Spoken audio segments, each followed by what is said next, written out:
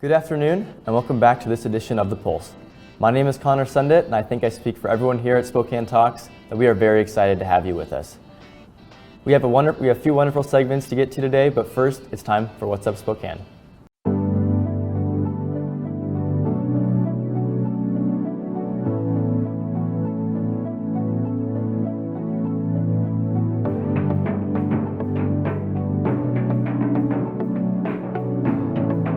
The world has changed a lot in 50 years, and Kimley Haygood has changed with it.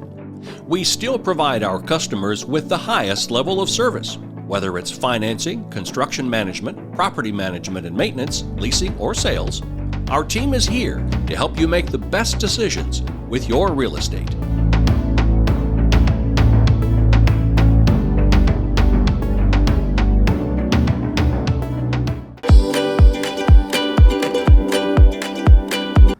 Welcome back, ladies and gentlemen. It has recently come to our attention that the Spokane Fair is, in fact, moving forward. Previously, we were under the impression that it would be unable to go on due to COVID restrictions. We'll have more of that later when Kent talks to Kate Hudson about the fair.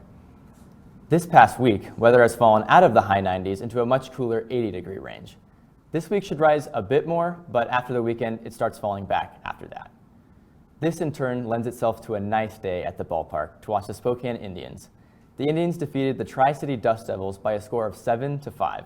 This victory lengthens the team's win streak to 3 as they take a 3-0 lead against the Dust Devils in the 6-game series. You can watch and find tickets for the Spokane Indians on their website.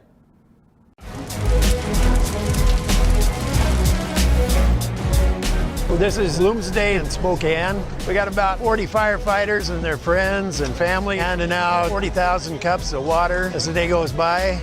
It's a very good opportunity to see the public and support them and help them out and cheer them on during Bloomsday.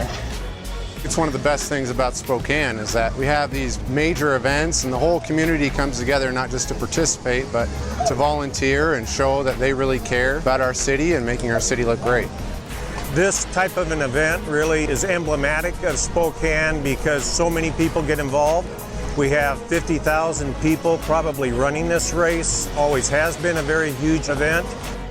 Right now we're at the corner of Broadway and Nettleton. It's the last water station before the finish, so people are pretty much dehydrated by the time they get to us. They really need our water. The water stations are a vital part, especially on warm days like today. It's real important that we have the volunteers to help with that. Without the volunteers, Bloomsday wouldn't exist. All up and down the course, there are people that are involved in this celebration. It really is a celebration of what Spokane's all about.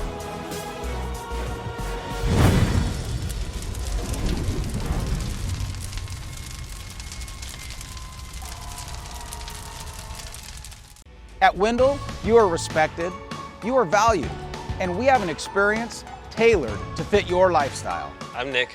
And I'm Gina. And we bought 3 cars from Wendell Motors.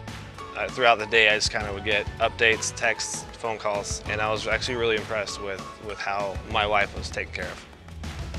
People should shop at Wendell because they make you feel like family.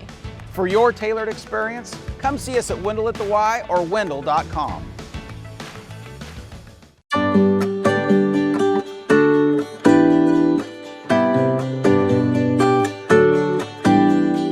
Welcome to Apex Plaza, Spokane's one-stop cannabis destination. Apex Cannabis features thousands of economy, value, and luxury cannabis products. Cannagear features hemp-based CBD products, glass, goods, and gear. Stop by 1325 North Division to experience the Apex difference. This product has intoxicating effects and may be habit-forming. Marijuana can impair concentration, coordination, and judgment. Do not operate a vehicle or machinery under the influence of this drug. There may be health risk associated with the consumption of this product. For use only by adults 21 and older. Keep out of the reach of children. When building a home or considering a major remodel, who are you going to choose? The Spokane Home Builders Association is an organization that works to elevate professionalism in the residential construction industry. We promote, protect, and educate for our community, building our community one home at a time. We are the Spokane Home Builders Association. Thank you for tuning in to The Pulse. We now go over to Spokane Sheriff Ozzie Knezovich for the Sheriff's Report. Sheriff Ozzie Knezovich talks with community leaders about issues in the public safety arena. Sponsored by River Ridge Hardware.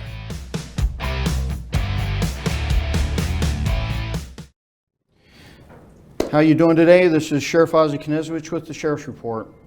In studio with me today, I have a good friend, Rob Mccann, Director of Catholic Charities, and Rob and I are going to have a discussion a little bit about what you're seeing on the streets right now involving the homeless issue, the perceptions versus reality of homelessness, and quite frankly, the perception versus reality of the ability of law enforcement to help you in these areas anymore. But before we get there, I don't think a lot of people, Rob, understand the breadth and depth of Catholic Charities. I mean, people hear the word Catholic Charities, but I don't think they quite understand exactly how large of an operation that you're working with right now. Can you guys give us an idea of exactly the size, especially when we talk about the homeless issue? You have 4 homeless shelters right now. Give us an idea of what that looks like.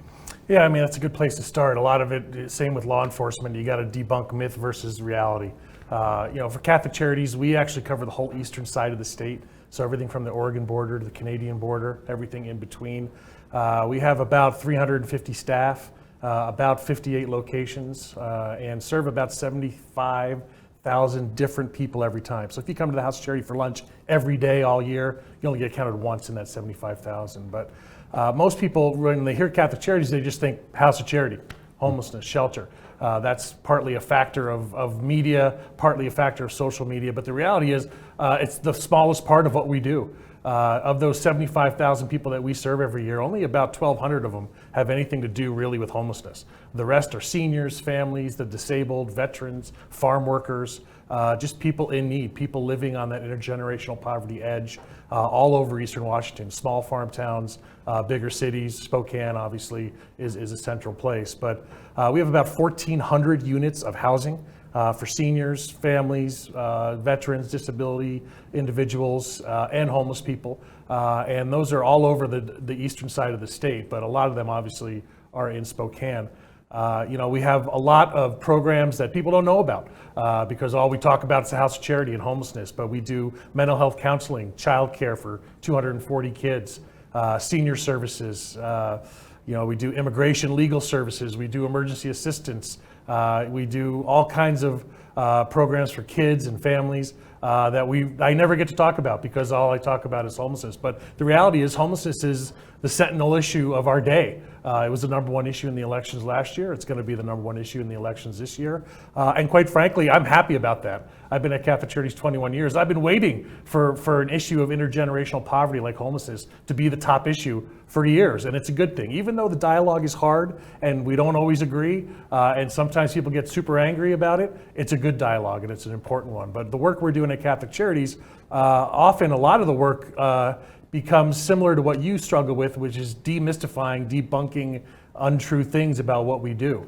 In the last couple years, something I've seen that I've never seen before is that there's actually a conversation, a question, a discussion about whether or not we should help people. We all learned in the first grade, if someone's hungry, you feed them. If someone needs help, you help them. If someone needs a bed, you give them a bed. That's in question now. There are lots of folks who really are standing on an argument that says, actually, no, we shouldn't help those people. They haven't earned it. They don't deserve it. They haven't worked hard enough. That's a new paradigm that I've seen in just the last few years, really since the Great Recession. And I think it's something that we really have to work on. And as a result of that paradigm, we often get a lot of misinformation. So there's a lot on social media. There's a lot of people who want to make you afraid of the homeless. They want to make you angry at the homeless. They want to make you angry at anyone who serves the homeless. I can't tell you how many times I've been told, Rob, if you just stop feeding these people, they'd go away. These are human beings. They're not stray cats. And I think that perception is growing, unfortunately. And that anger and that fear usually leads to incorrect facts. So people think, well, gosh, House of Charity, there's no rules there. It is a low barrier shelter, which means we let in anybody in any condition. The only other people in town that can say that is the jail and the hospital. But on that point, you mentioned that low barrier. Yeah. And quite frankly, you hit a nerve that I hear in the community often. Low barrier meaning no rules. Cover that just a little. I mean, if we're going to talk debunking the myths, let's talk about what does that mean, that low barrier, how does that equate in people's minds to no rules? Because that is exactly how that is being talked about right now. Yeah, and it's absolutely not true. We have lots of rules at the House of Charity. We do take anyone in any condition as long as you respect the staff, the facility, yourself, and the rules. So you can't come in the House of Charity and shoot up or or take a beer in there. We do know that people are actively struggling with mental health and substance abuse when they come in. They may have used or drank on the street right before they came in, and they may use or drink right after they leave. But in the building, there are a lot of rules for health and safety. And that's the only low barrier shelter we have. The other shelters we have are all high barrier. There's zero tolerance for drugs or alcohol. You get thrown out immediately. But there has to be both. This community needs both. When I finally get someone clean and sober at the House of Charity, the last place I want them is in the House of Charity, where they're going to be in the day room and run into all their old drinking buddies. It's much better to put them in a place like UGM, where it's a clean and sober environment, can support them, less temptation. That's absolutely needed. But you also need a place for those folks to go that can't get in anywhere else. The community, they don't want them downtown. They don't want them in the park. They don't want them under the viaduct. And now lately what people are saying is, I don't even want them at the House of Charity. I wish you'd move that place or close it down. It's attracting more people. The food is so good that they're coming from Alabama and Texas and Florida. Well, the data says no. The city's own data says 80 to 85% of our homeless folks are born within 75 miles of downtown Spokane. But people still get angry. The reality for us is, it doesn't matter if you're from Spokane or Syracuse or Syria. If you're hungry, you're going to get fed. If you need a bed, you're going to get a bed. But we have lots of rules about health and safety, and we work with people in the shelter to get them more stable, get them into treatment, get them into housing that we're building for them. But they have to be willing to work with us, and some are not. And the optics that we get judged on are not the 180 guys in the House of Charity. It's the 20 guys hanging out outside the building who we beg to come in. They say, no, we refuse to come in. And they're out there, and some of them unfortunately have criminal intent and are involved in criminal activity. They prey on our vulnerable clients when they come out the door. They rob them. They take their money on the first of the month when they get their check. And those are the people that, as you drive by in Spokane, you drive by and you see this crowd of people in front of our buildings and you go, whoa, that's scary. And I don't like that. That's a frightening optic. And so that becomes the narrative, when the truth is, the folks that we have inside are following the rules. And in our homeless housing, same optic is that, wow, you're giving these free apartments to people. There's no rules. They're shooting up in their apartments. And they got free rent from the federal government. I've worked every day in my life and no one gave me a free apartment. That's that kind of rhetoric that comes from a place of fear and anger. The reality is that our homeless housing projects are a lot like a college dorm, right? Where you've got 50 people in there and 47 of them are there to do the right thing, get stable, have a good life, have a forever home. But you got 2 or 3 that want to do nothing but trouble. In a college dorm, the RAs spend all the time, not on the 97 kids that are there to study, on the 3 kids that just want to party. Let's shift gears just a touch, but I do want to come back to the perception of we're just giving, because that is a major perception that I hear on a continual basis. But you say you have this crowd that outside the doors, usually around the time when people are getting checks or something. What's the response from law enforcement right now for you? That's a great question, and we've seen a pretty dramatic change in that. I believe that we are blessed with a really good law enforcement agency in the police department and the sheriff's department. I've been saying that for all 21 years I've been at Catholic Charities. They treat our people with dignity and respect and give them a level of patience and understanding that they don't always earn, but they get it anyway, and that's professionalism. That being said, it's hard for the police to respond to all of this. Their calls are backed up because of some of these new laws that, they used to clear a call in an hour, and now it's taken them 6 hours to clear the same call. which, it's a reduction in the use of force, which I think we all agree is a great thing. But then it also stacks up and backlogs those calls, so that when my folks call and say, hey, I got a drug dealer, we all know he's a drug dealer, he's been parked out here all week, and he's openly dealing drugs on camera in front of the building in broad daylight. They have to stack that call up and respond to the most priority. They're understaffed, the police department, the sheriffs. It's hard to get people to be cops anymore. They're moving to Montana and Idaho, and it creates a lack of personnel and then a lack of funding, so you don't have enough officers on the street to where they can't respond to everything. And that becomes a huge problem in terms of the police's ability to respond. I think the intention is there, the heart is there, but when those crowds are in front of our building and some of those people are preying on our clients and on our residents, we want them arrested. That's a law enforcement issue. And those are people that we've asked a million times, would you like us to help you? And they say no. They don't just say no, they say blank no.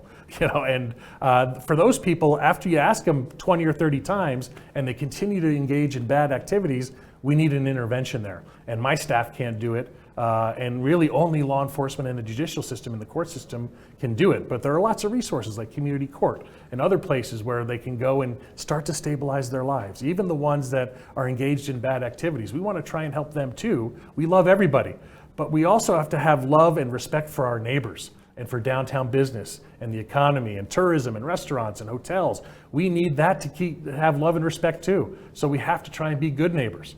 So we spend about $400,000 a year on our own internal security force, which again has been hampered by some of the new laws. We had commissioned officers on our security team at Catholic Charities. Same with GU, same with the STA. It allows them to detain, it allows them to cite people and trespass people. Some of these new laws has made the commissioned officers go away for all of us.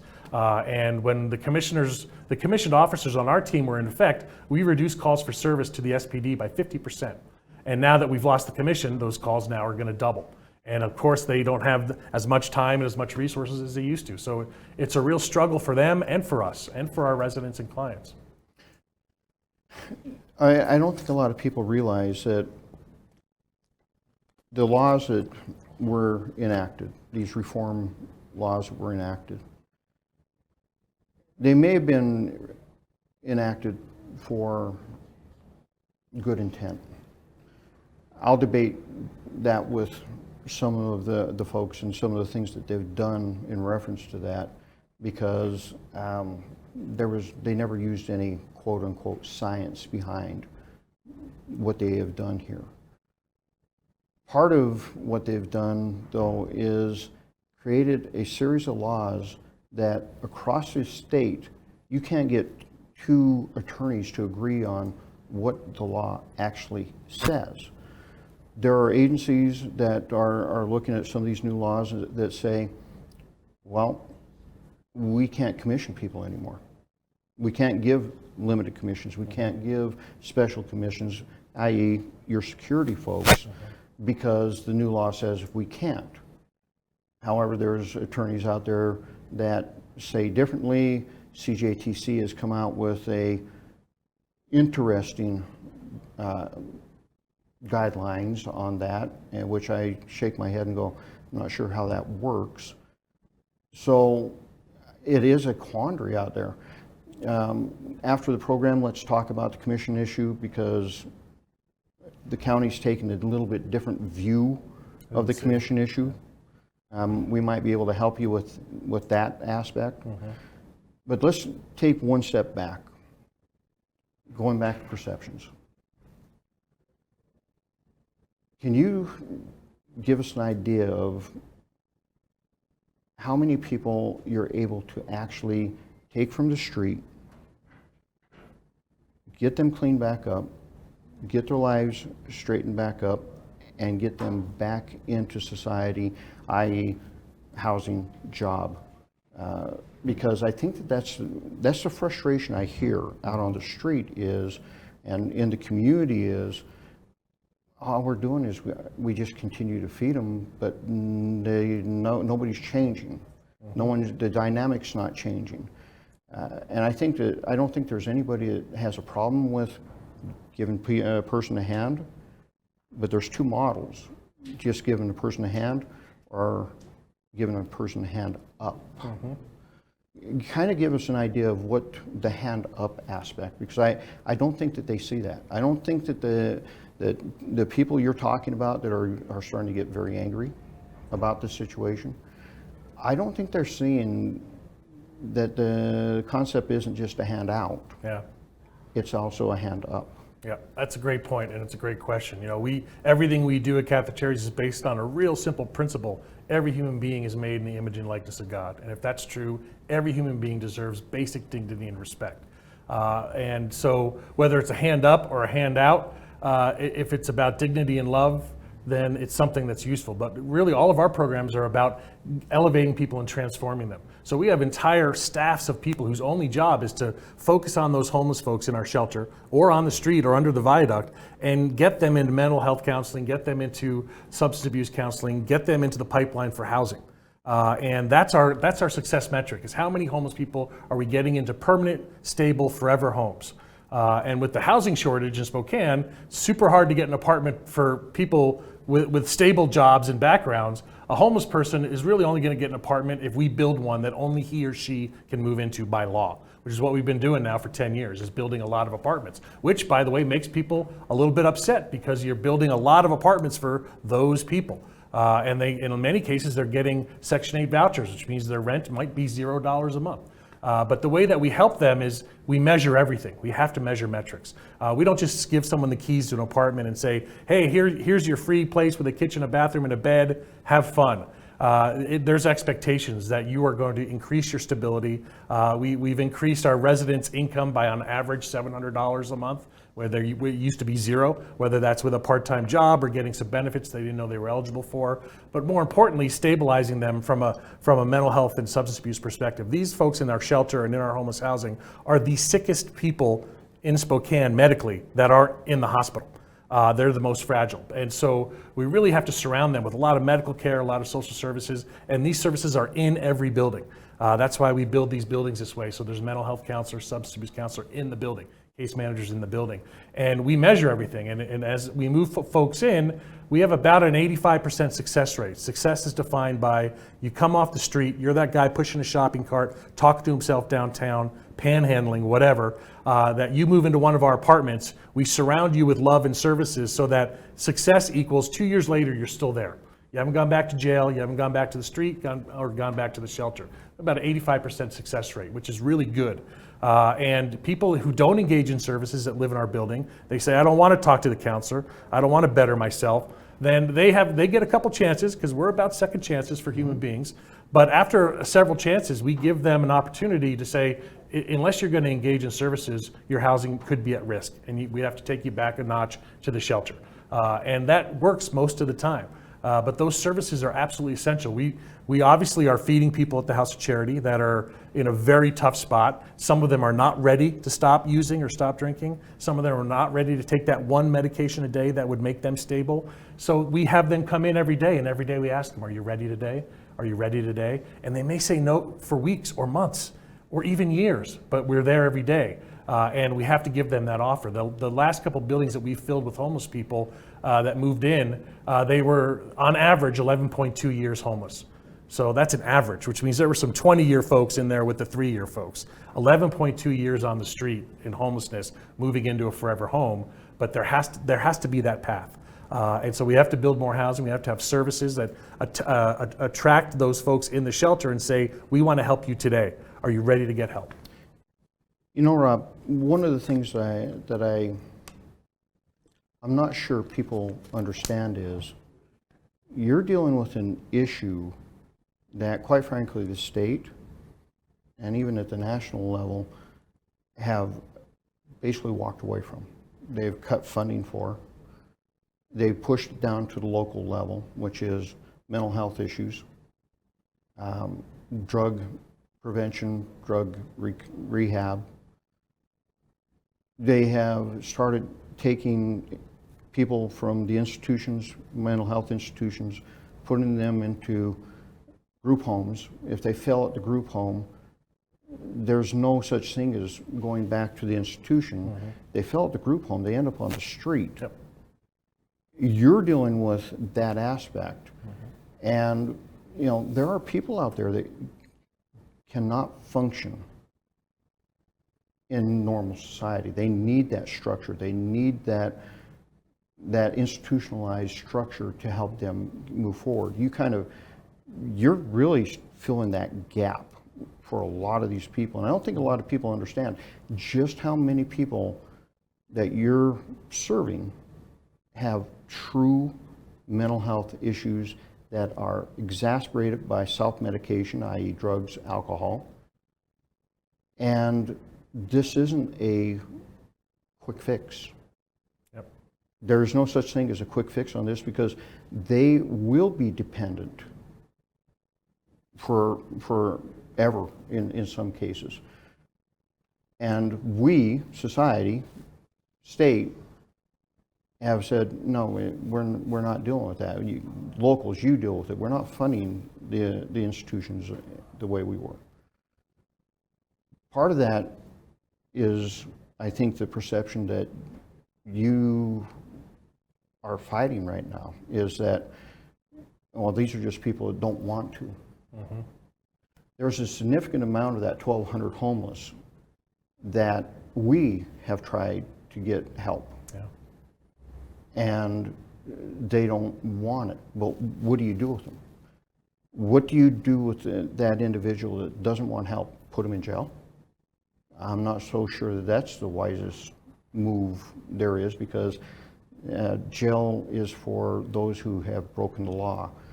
Many of these people, they really haven't broken the law. They really haven't. Their sin, if you will, is to sleep out on the street. And that's the only thing that they really understand, but they don't want that help. The moratoriums, let's close with that. We have about 4 minutes left. How is the moratoriums as far as evictions affected your ability to serve the community? Yeah, I mean, that's an important question for these times. Obviously at Catholic Charities, we believe that everyone should stay in stable housing and we preserve housing. And it takes a lot to get evicted from Catholic Charities housing. You have to fail multiple times with us talking to you every time. And really, it's only reserved for people that are a severe danger to themselves or to their housing community that they live in. And it's rare, but it does happen. The moratorium has protected a lot of people from getting evicted. But at the same time, we have been unable to get rid of those 2 or 3 in each building that are really a danger to themselves or the whole community. We can't evict them. We had someone who started a campfire in our lobby, and we can't evict them. That's a health and safety issue, and we always want to preserve housing, and we do that. But sometimes the moratorium has an unintended consequence, and there's all this CARES money, billions of dollars. It's tens of millions just in our community for landlords to make up people's back rent so they don't get evicted. Here's what we're seeing. We call landlords. We say, hey, Bill Smith, he owes you $18,000. I'm going to write you a check for $18,000. All you got to do is promise you're not going to evict Bill when the moratorium's lifted. And here's what a lot of landlords tell me. Rob, keep the money. I don't want it. Because as soon as the moratorium's lifted, I'm going to evict him, and I'm going to put a coat of paint on that apartment and triple the rent. And in this housing inventory, they could do that, and they'll rent it like that. Yeah. And so the money to keep people in their units, it's not getting out there because a lot of landlords don't want it. The eviction moratorium has the consequence for us in that for people that are really harmful to themselves or to their community in our buildings, it's tougher for us to move them back to the shelter where we can cover them with love and stability and give them another try in a few months in another unit. But for now, you're starting a campfire in our lobby. You're not ready for this housing. The other 47 people in the building are, but these 3 that make up the last 3 in the building, they're not ready. And we need to be able to take action with them in a loving, compassionate way that gives them a safety net with us, but we still need to take action because we got 47 other people in that building that want to have a stable, happy, healthy, forever life. Again, a lot of issues here, a lot of perceptions, misconceptions, and I think a lot of people need to understand that we, meaning society, especially at the state level, have said we're not funding mental health. I have been saying this for 13 years now. I have been trying to get across to people that The bottom line is what you're seeing is the state has gone to the least restrictive alternatives in many aspects. And they went to least restrictive alternatives in the mental health arena, meaning that if we move you out of the institution, put you in a group home, you fell there. And this is where I think that the failure of the state is. If you fell in the group home, you shouldn't be put on the streets. That should not be the ultimate outcome of, well, you fell there, you're out. There should be okay, let's stair step back into the institution, get you stabilized, and try to bring you back out into the group home. That would take a huge amount of pressure off of Catholic Charities in dealing with the mental health issue. But the state isn't doing that. The state doesn't have that in mind. They have pushed this to the local level. They expect the local government to deal with it. We're not geared for that. We don't have the services. We rely on you to do this. So maybe part of the solution to fix this is to go back to our legislatures and go, look, if we're going to put people into group homes, mental health group homes, if they fail, the failure shouldn't come to the street. The failure should be stair-step back into institution, restabilize, and back into society.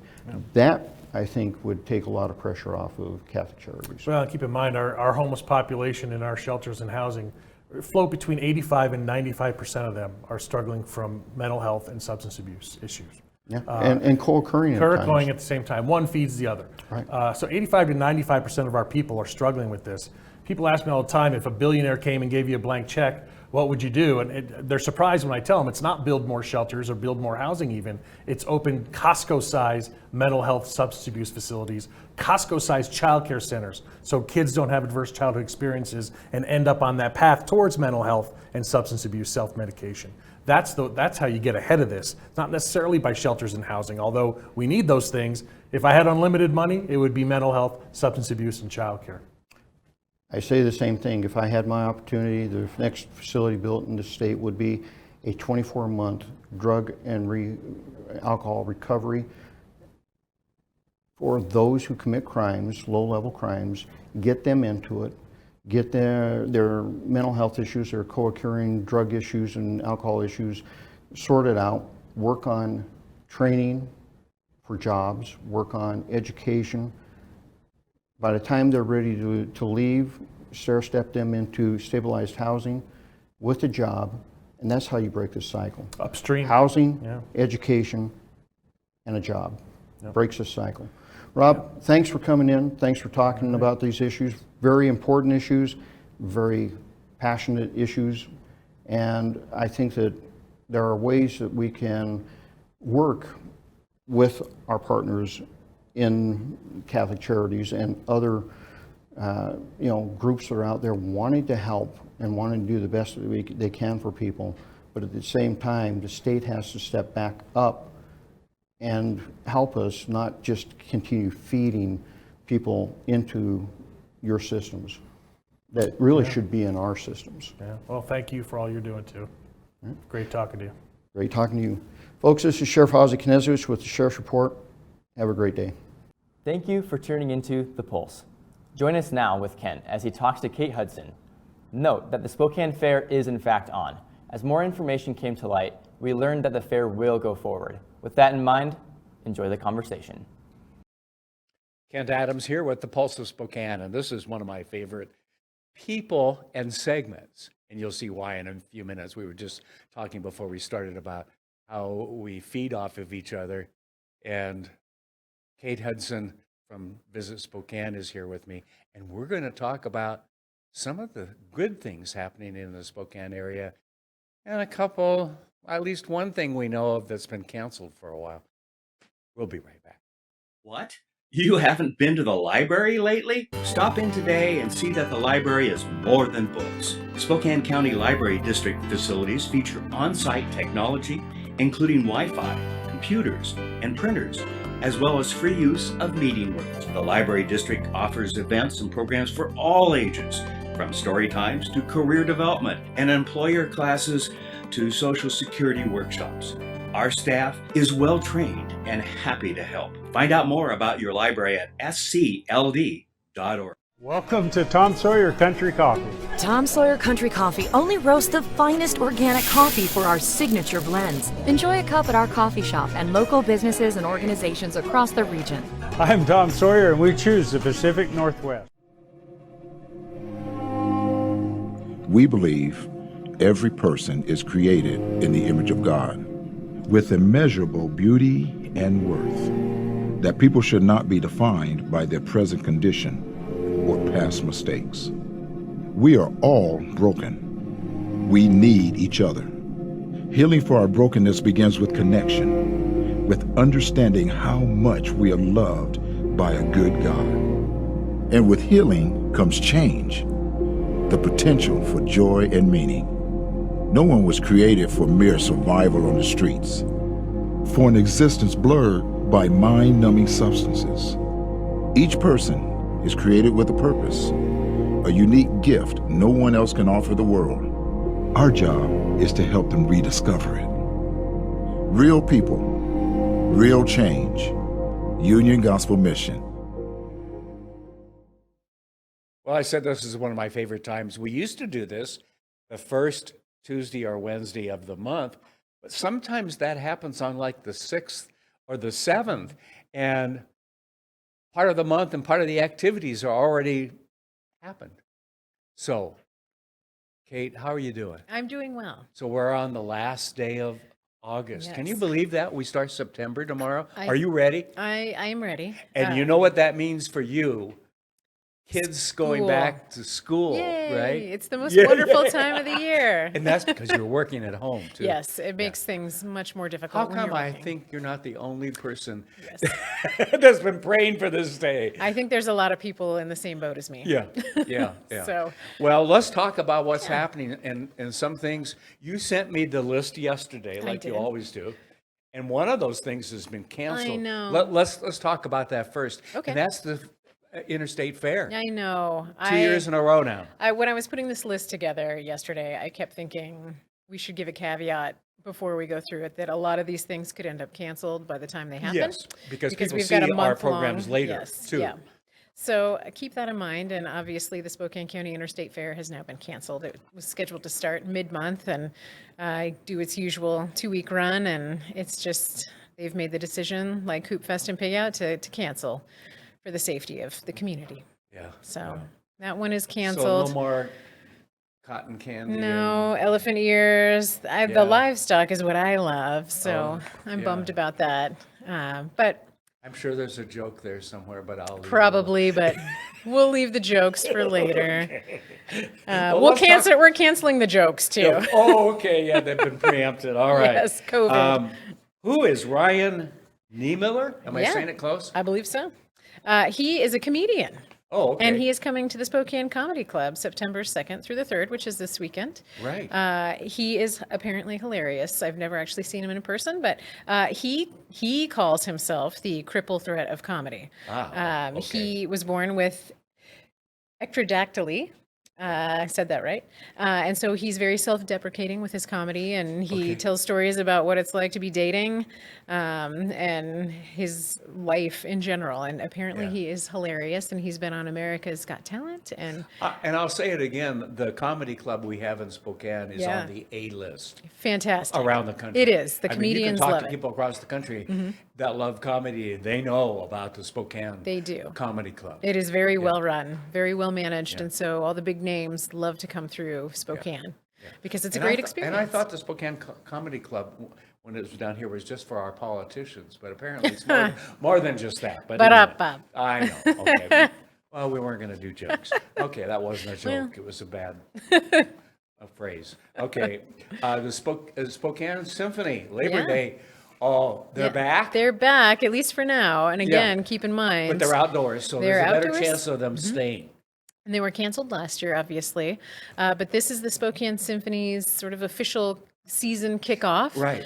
They are having an abbreviated season this year. They canceled completely in 2020. Yes. So I'm very excited to see that they're back. And And This there are is their two of them. gift. Two of them. Yeah, it is that they're free concerts. It's their gift to the community. Their Oh, I first like one. the price. I know, free. I love these concerts. The first one is on September 4th in Liberty Lake at Pavilion Park, and the second one, which has typically been in Comstock Park, they cannot hold it there this year because of the wind damage sustained to the park sure. back in January. So they are holding it in the Pavilion in Riverfront Park on September nice. 6th. So you've got two options. Yeah. If you live out in the Valley or Liberty Lake or Post Falls. I remember That's going gonna to be the the one best in one Comstock for years you. ago. Yeah. But it was fun. It was fun to see people who had been on vacation and you hadn't seen at school. Yeah. You know, when you see other parents and things like that for a couple of months, and it's kind of we're getting started for the school year time. Exactly. And great music. I know, it's great. And they always play a really fun mix of music. It's Yes. not just classical music. Right, They right. play, Star Wars theme and, Yes. Indiana Jones and all sorts of different fun Hollywood recognizable Right. music. So It bring really your is kids. for the entire family. It is. Although I think the symphony and what they normally do, it would be good for the whole family too. Oh, But yeah. This especially. This And is the so price is fun. right, I know. folks. Take out your blanket and chairs and Bring a go sit- picnic. Bring a picnic and enjoy it. I think we're going to have some decent weather coming up, it looks like. I know. I'm excited about the weekend weather. Last weekend was beautiful too. Yes. So I'm excited about it. So we've got Okay. that going on. Okay. Death Cab for Cutie? Yeah. What is that about? Seriously. Yeah. It's a wonderful band. And they're okay. actually Bellingham, Washington based. So they are sort of local, Yeah. but they are very famous. And they will be joined by Deep Sea Diver on September 8th. That's next week at the Riverfront Park Pavilion. Yeah. And keep in mind that a proof of vaccination or a negative COVID test is required to go to these concerts. They've gone now. into that now full Yes. for the rest of the shows until notified, Exactly. right? Yes. Yes. And so I think that's probably the responsible thing to do. But you need a ticket for it. You do. So where can they go other than the Visit Spokane site? You can go to SpokanePavilion.com. Ah, And they have the whole agenda there, and you can purchase your tickets online. You can also purchase them. They open the box office an hour and a half before showtime. You can purchase them in person if you would like. I haven't gone to one. It's not really probably quite my music, Probably not. but You I've would had- recognize some of their music, though, I guarantee it. Yeah, and my daughter came from Bellingham to see one of the shows a couple yeah. of weeks ago, and she said it was great. Good. It was great location and everything else. So I'm hearing good reports. You can't go wrong with that Yeah. setting. You've got the water on one side, the grass. It's a nice intimate setting, but it's outdoors, and then the twinkly lights above you. Right. Can't Okay. go wrong. Beethoven's. Yeah. Cello sonatas. Yes. This is Northwest Bachfest, okay. September 9th at Barrister Winery. I thought this was fun. They're back as well, doing little concerts. Zool Bailey, who plays the cello, will be doing a little concert at the winery. It's 21 and over, so don't try to bring your kids to this one. No. But sip some wine, have some snacks, and And enjoy. That's September 9th. Yes. So that's coming up That's next week. toward the end of next week, Yeah. isn't it? Yeah. Yep. Because we start on the Monday is the 6th. Yep. So yes. So I think it'll be fun. Keep track of all these dates, you know. I know. I'm just now catching up with August, and it's the end of August. I so- feel like August went by really fast. Yes, it did. So. The Monkees. I know Yeah, them. here we go. Yeah. Now we're in your wheelhouse. Yeah. This is at First Okay. Interstate Center for the Arts. And I thought you would tease me when I saw that they were. It's the they're farewell doing tour. Yeah. Yeah. This is the farewell tour. Yeah. It's not really them, really, No, is it? no. Yeah. 'Cause- It's not, but it's their music. Yes. So if you remember the Monkees Oh, and yes. you watch the show and you're into that, this is Yeah. the show for you. September 10th, First Interstate Center for the Arts. And again, keep in mind, some of these things could end up being canceled, so check before you go. And the Performing Arts Center is finally getting back into the swing of things. And Yes. so I hope that nothing gets canceled because Yeah. Best of Broadway is coming up, and that's what I'm excited about. seen And the I know billboards. you are excited as well. Yes, yes. I've seen the So. billboards, and in fact, I think it was yesterday or the day before when I was out driving, and I'm going, "Oh Lord, I hope that I know. they continue." There's some fun literally, ones. that's what I said Yeah. to myself, worried about. Yep. Yeah. I thought the same thing, which is why I'm saying make sure you double check. Always check, even the day of. I know, Go- probably. Go on the websites and Yes. so forth. So Yep. Thursday Night Live. Yeah, Is that like Saturday Night Live, but Kind of. but early? Maybe minus the comedy. But I love this event. This is something new they're doing September 16th. Okay. The third Thursday of every month, the Northwest Museum of Arts and Culture is doing this thing, Thursday Night Live. And it's out in their amphitheater, so you can cruise the galleries, look at art. You can go out and, what a listen to wonderful music. There are opportunity. public lectures, workshops. Artists will be in residence, and you can talk to them. Admission tickets are half off. So the museum is staying open later than it normally does, and so you can go, and when you're done with work, maybe go. I've been to the museum, but I've not been to their outdoor area. It's so pretty. I've seen it. Yeah. I've seen it, but I've not seen any performances. It's a lovely space. Yeah. And so it'll be wonderful. And they've been holding. So is this for all ages? It is. Yes. Okay. Anyone can come. And this month they're doing. They'll have a cellist and a violinist there doing some music there in the amphitheater. I think it's going to be great. And the lectures are going to be fun too. You can learn learn culture for our kids and family. It's good times. I love any kind of live music. I'm not too picky. I'd even go listen to the Monkees because it's fun. Good. Yeah. Speaking of music, we also have Sublime. Another one. That now?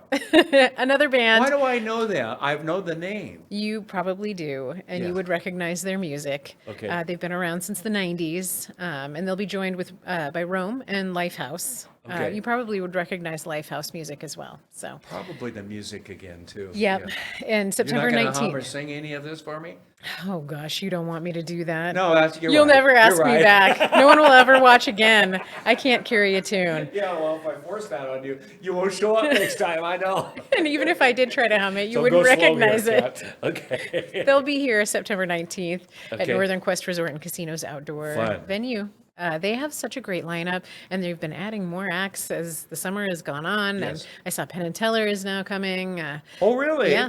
Yep. Ooh, I like that. They'll be here later this fall. They're good. I know. Penn and They're Teller, funny. aren't they? Yeah. Yeah. They've got all sorts of stuff sometimes going you on. think you just have to go to Vegas to see them. Nope. But it's fun when they get to come to You get to town. go to the mini Vegas out in Airway Heights, Yes. which is what it feels like when I'm there. Yes. Their hotel's beautiful, the spa is beautiful, the casino's fun. Boy, both of the facilities out there have grown up, haven't they? I know. The They Spokane really Tribe, their casino is also incredible too. So lots of stuff going on in Airway Heights. No it's kidding. exciting. No kidding.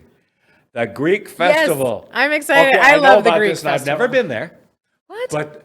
But I have Greek friends who have brought me food. Oh, good. Okay. As long as you've had the food. And that's what it's about. It is about the food. Yeah, it is about the food. But it's a fun event. Yes. This will be the 85th year. And last year they canceled, like everybody else had to cancel, but they're back. For now, September 23rd through the 25th. It's the annual, the Holy Trinity Greek Orthodox Church puts this on.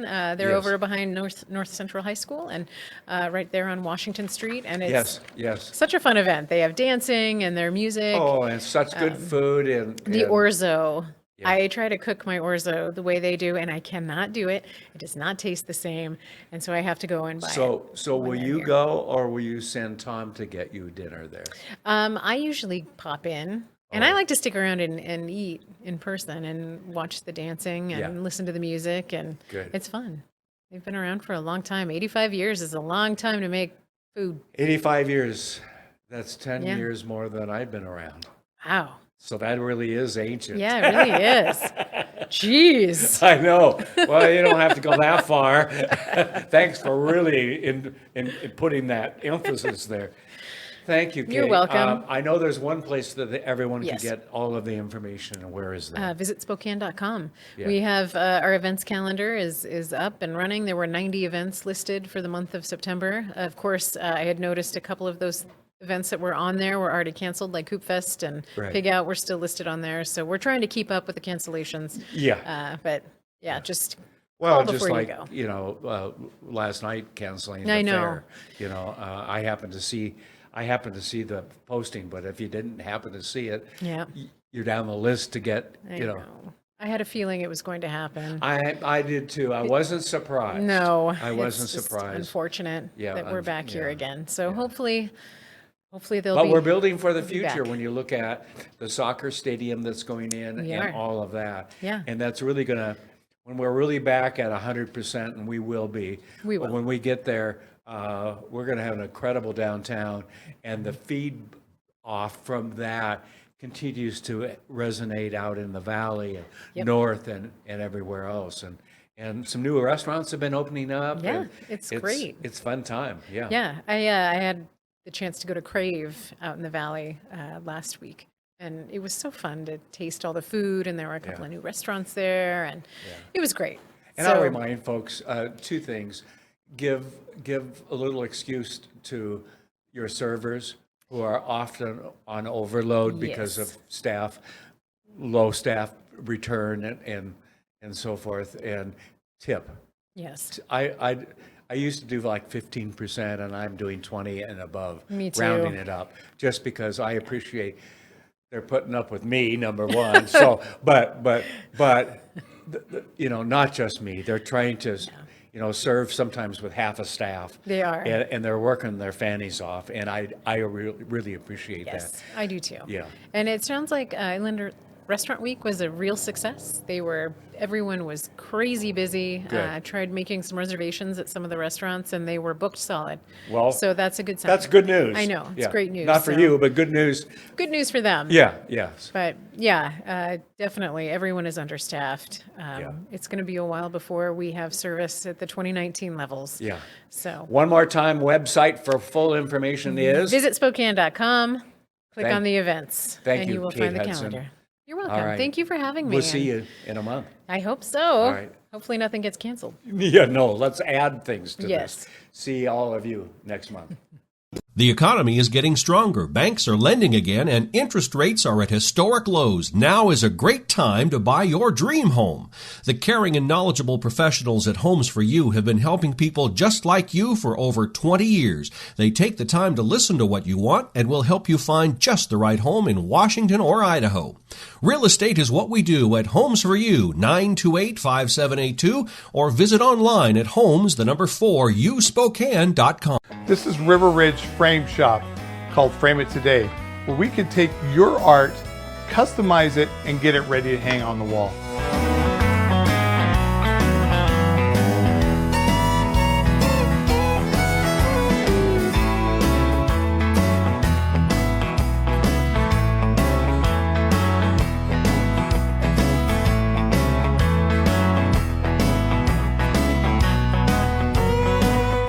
Here at River Ridge Hardware, 2803 West Garland.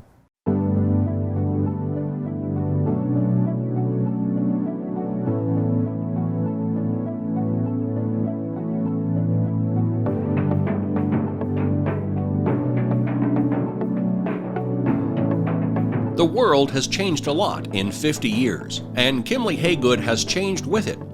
We still provide our customers with the highest level of service, whether it's financing, construction management, property management and maintenance, leasing, or sales. Our team is here to help you make the best decisions with your real estate.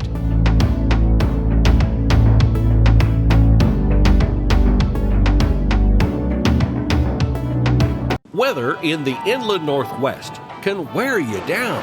And if your gutters are in poor condition or you do not have gutters, you could suffer damage that could cost a fortune to fix. Rainman Seamless Rain Gutters has almost 30 years of professional experience in serving the inland Northwest region and strives to ensure customer service that is second to none, from the time you call to the end of the project.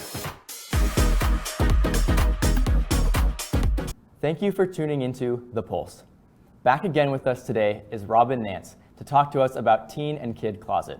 Some of you listeners may remember her from last Friday, where we talked about Teen and Kid Closet's active community involvement. Enjoy a more nuanced conversation now.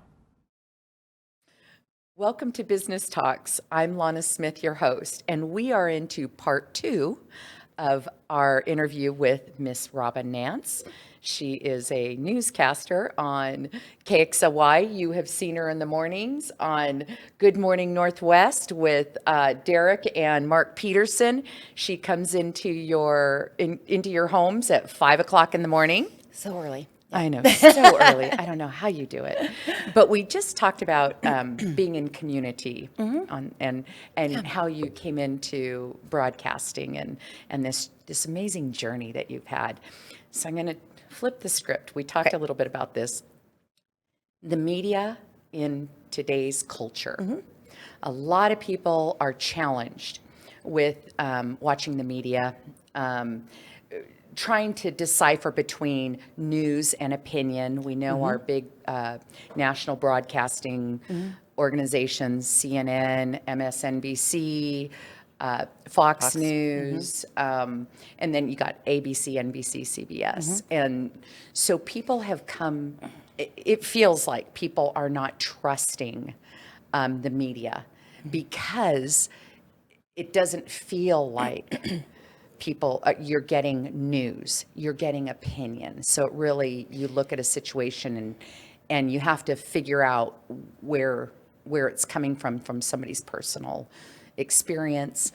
On the local level, you don't see that. I mean, well, you hope not. I think as we were talking in the first segment about just the advent of social media and the change, so much has changed. It's simply with the start of cable news, you know, that's where I think we started seeing some shifts. I do think there is so much more distrust than ever before right now. No one will argue with that. I think that's the one thing we can all agree on. And in my perspective, what it seems like from what I see is that people have a hard time differentiating between what is opinion and what is actual news. And in some instances, there are lines crossed and people are using, you know, what they've heard as opinion as actual facts. And I think it does blur the lines. I think it clouds judgments. And I think that's where we're seeing so much of the unclarity. And so polarized. So much so. So polarized, the different networks. And depending on your, and really, in the past, it wasn't dependent on your political beliefs. You didn't watch the news because of your political beliefs. You watched the news because you felt that the news, they had integrity, they giving you good information. Now it seems like people watch the station that affiliates closest to their that tells them what they want to hear. That's kind of what it seems from me and my experience and the people in my circles. I feel like people gravitate to what they want to hear, and so like-minded. They want to hear news that resonates with what they believe. And a lot of times it's hard for people to, you know, just listen to what I would consider a normal newscast, which is not, you know, which I feel like is trying to be as unbiased as possible, which I really feel like local news is where it's at. But you know, I think people have a hard time then assuming that you don't have an angle, that you don't have an agenda.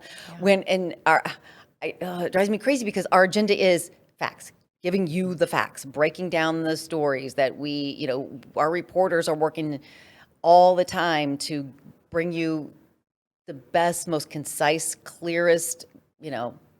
Without an agenda. Without an agenda, you know, and going into a story without a preconceived notion about it. I think we try really hard to do that. So where do you get your news? So when you're putting stories together or in the morning when you're getting ready and you're listening, where do you get your news? Well, me personally, I watch our news station when I'm, you know, in the evenings and stuff. But when I get ready every morning, I listen to NPR. On my drive into work, I listen to the BBC. And sometimes I'll come in and I recently had a story that I came in and it was written and I said, oh, you know, I actually heard that on my way in that there was, you know, this piece of information, we should include that, or we, you know, so our producers are the ones who are working daily. Like my morning show producer comes in at night and works all night long to put the show together. So he comes in at like 11. Wow. And so he's, you know, pulling information and all the stuff. And some, you know, stuff happens throughout that time. It's different time zones. It's, you know, breaking, whatever.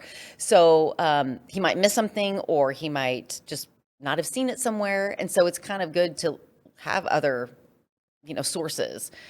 But locally, for our people, a lot of our news stories come from just you, the viewer, you know, calls, tips, emails saying, hey, look into this, or did you know this was happening? And a lot of times that's how we don't know. And that's how, you know, we find out. Well, and I think that's great that the community gets involved and, you know, to tip you off to something that maybe you didn't know. Yeah. How do you feel about, you know, I think we saw a great turn from the last administration and the current administration. We saw a great turn in the news networks. And how do you feel about that politicization? That is a real word. How do you feel about that in the news industry? Because now, again, like we're talking about, people choose a news network based on their political views. You've seen the change, let's say in the last 8 years. What does that do to the integrity, do you feel, of the news that people are receiving? I guess I don't understand the question exactly. Wondering with the turn. With the change in administration. Well, just that we saw the polarization. There's the word, the polarization between the networks that I personally had never seen before. And then in the last 8 years, seeing that change and that turn. And how does that manifest when you're in the news industry? What do you think about that? Well, I think that being a local station is a lot different than being national. We take our national news. We obviously aren't there in New York when something happens in New York. We aren't there in Washington, D.C. when something happens. So we rely on Kabul. Or on the border or on, at an airport in Afghanistan. So we have to rely on the people who are there, meaning our affiliate is ABC. So we rely on ABC. We also can take stories from CNN and use their stuff. So we rely on them. What they gather is they're seeing it. They're the witness. So for us as a local station, it's a lot different. I mean, granted, we are affiliated with it, so either people like it or they don't like it. They have an opinion about it. They all do. Everyone does. Everybody has whatever it is, and that's okay. You are all entitled to your opinions. So it's hard. And with the changing of administration, we saw, and you just look at the different personalities and how each person, if you look at President Obama to President Trump to President Biden, how they act and interact with the public, how they interact with other countries, everything's different. So when I know you kind of asked before, about the treatment of each president. Well, that's tough. It's almost like your children. You can't treat your children equally if they're misbehaving in a certain way, because each child reacts different, or each child maybe, you have to almost tailor how you deal with them to how they act. I don't know, that's maybe a reach, but each of the presidents have had their own way of dealing with the public. Different communication styles. 100%. I mean, you're seeing like night and day all over. We're seeing some good, some bad, some, all of it. And so it's a challenge. And it's a challenge when one of your presidents attacks our entire, our field, what we hold in such high regards, that is protected under the First Amendment. When you have a president that attacks that, it's very, very difficult, then obviously to get information from that president, obviously, and it makes everything so much more difficult. Well, and that's interesting. I don't think growing up, we didn't see that. We, of course, our scope was limited. Our scope with Walter Cronkite, or Dan Rather was so different because we didn't have the internet. Yes. The internet's changed everything for the news. It has, Everything. absolutely. And the misinformation, the disinformation that's out there, and the sources where it's coming from, most of the time when people are quoting things, they may not even realize where that information is coming from.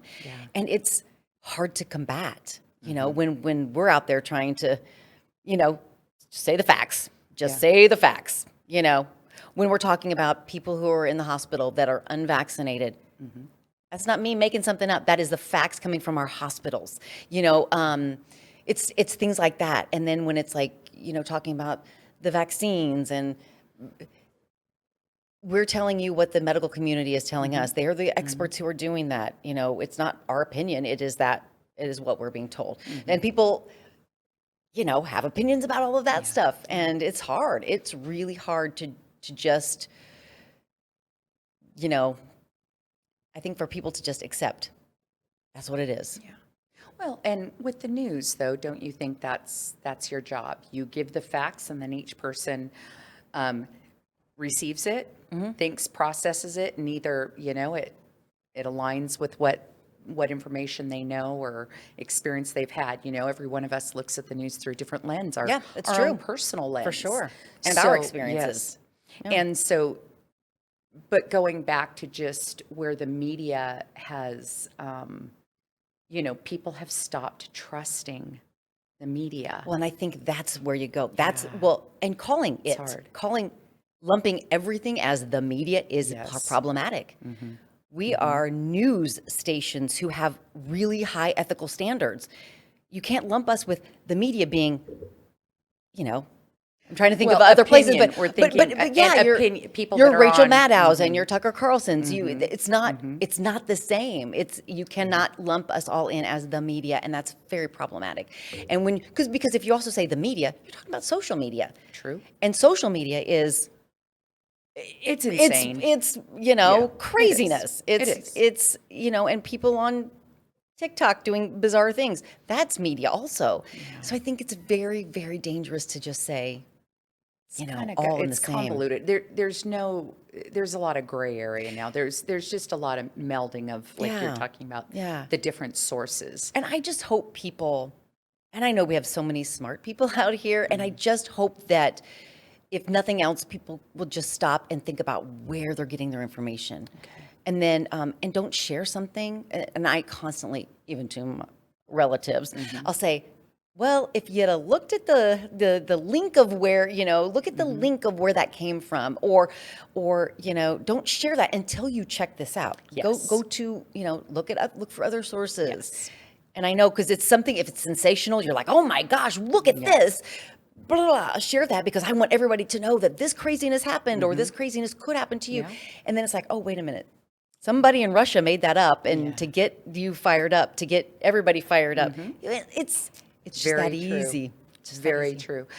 You know, and I think I would hope that's always my first question, especially with my kids, my 3 adult kids. My middle child is my free spirit and has some very different opinions at age 23. And so I'm constant like, what is your source? Yeah. What is your source? You need to look at the source. Well, it's, you know, xyzskateboarder.com. I'm like, okay, Dylan, that's not going to work. Yeah. Okay, let's rethink that. So I do think it's interesting with the millennials. I do think that's a big switch. That they're getting their information and some, you know, there's a lot of millennials out there who are gatherers and do their due diligence. Due diligence. I just know that I have a few millennials in my family, and you know, they just will come up with stuff, and I'll go, what's your source? What's your source? We've had some interesting conversations with my young adult children as well, and it's eye-opening, but it's also fascinating because I think they have such a different perspective than when I was their age. Yes. It's a totally different world also, but it's fun when they feel like start putting the pieces together, you know, and you see the connect. Yeah. Or yes. And you see, and even conversations among them saying, I've heard one of them say, well, how did you know that? Where did you learn that? And then have them try to explain it right or wrong or whatever. I really enjoy that part of the parenting thing. Yes. But there's so many more challenging things that I don't enjoy. But. If that's the worst, you know, that you're coming up against with. Wouldn't that be great? Wouldn't it? It'll be good. Well, I find it interesting, and I know that's a topic that we could talk about all night. And but we just encourage people, just know on the local level that our news sources are verified, they're trustworthy, there's integrity in what Robyn broadcasts on KXLY. And Please follow her on Facebook. Are you on Insta? I am on Insta. No, I'm not good on Insta. I'm not either. I go there, but I mostly just to look at other people's cool stuff. I don't have. There's that demographic thing too, right? I need to up my Insta game, though. You are right. Yeah. No, but follow Robyn on Facebook. I'm on Twitter also. Twitter. I'm better Twitter. Instagrammer. Or she's going to get better at Instagram. I'll try. I'm gonna talk to her after we're done and give her give me some tips. I've got a really good one where never mind. Anyways, so please follow Robyn. She is one of our family members here in Spokane. She joins us every morning in our homes at 5 a.m. On KXOY. So thank you for coming Thanks for having me. And it was a lot of fun. Kind of tough things to talk about, but I think we need to talk about it. You're absolutely right. Will you come back on? I would love to. Wonderful. Okay. You know I will. Well, we're friends. We're friends. So I write her a check every week to be my friend and get her on here. So no, it's usually drinks. It's in exchange for beverages. I neither confirm nor deny that. Okay then. Anyways, we thank you guys for coming and joining us today. My name's Lonna Smith, and this is Business Talks. We'll see you later.